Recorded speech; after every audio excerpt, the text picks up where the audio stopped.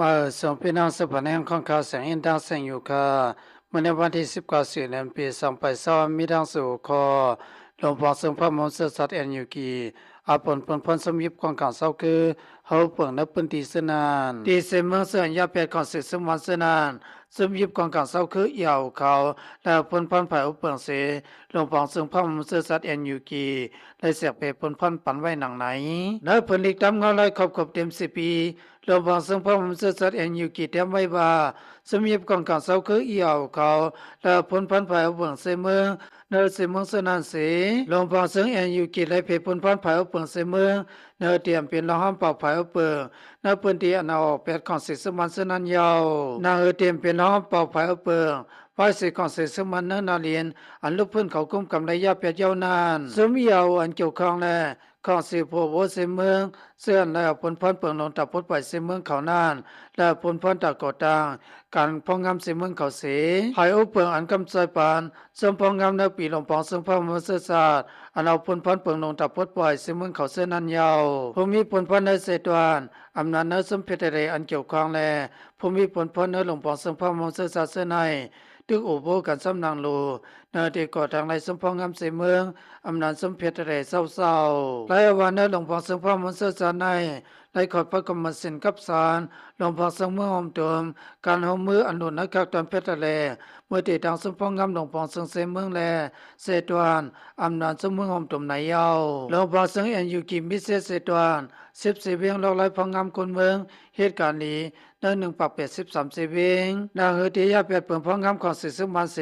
ตีก่อทางขัดพองงามคนเมืองอันอิงเหนือลองคงกำนาลีนานหลวงพ่อทรงพระมเสสารไล่ขอดพอดกมดีกังวลสุแก่ได้สังการพองงามคนเมืองนับปืนตี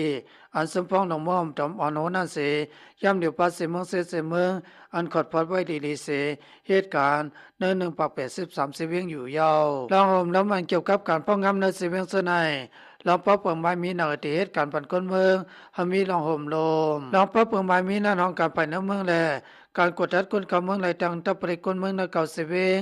โฮมสมมลมคนเมืองใน48เสเวียงไหนยาวแผนการในปี2024และปี2025ใน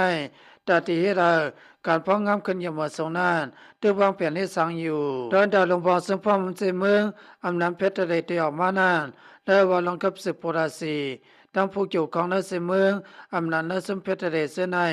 ไล่เว้นักหนาในยาวและว่าดาวหลวงพ่อทรงเสดวนอำนาจสมเพชรได้ออกมา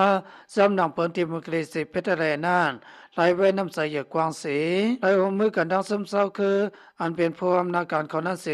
กับสิบกันในยาวเมื่อวันที่16สิงหาคมปี2021ไล่ขอพระหลวงพ่อทรงพระมนต์ศาสตร์แอนยูกีสำนักเปิดเก่าเพิ่งเมื่อที่มุกฤษเพชรได้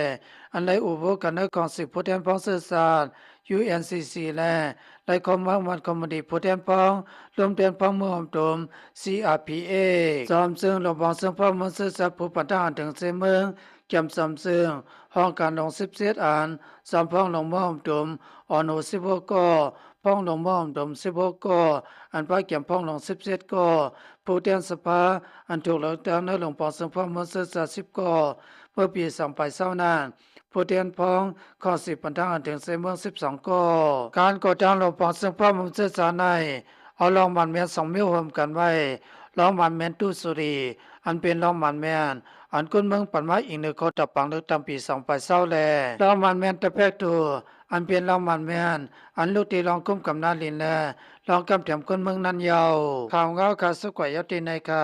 พี่น้องสื่อส่งทำข่าวเงากระด้างเสียงอะไรมิตัวสะสมผลก็เย็นสื่อสารลพิกันเสกรรม